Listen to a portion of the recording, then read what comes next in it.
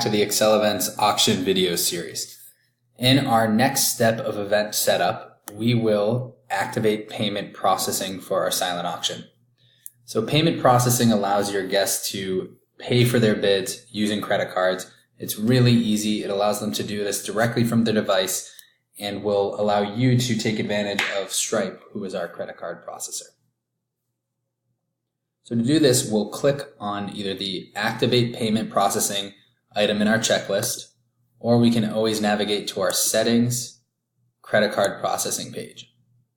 Here you'll see that there's a few options, either credit card processing with Stripe or credit card processing with Square. In this example, we'll connect with Stripe.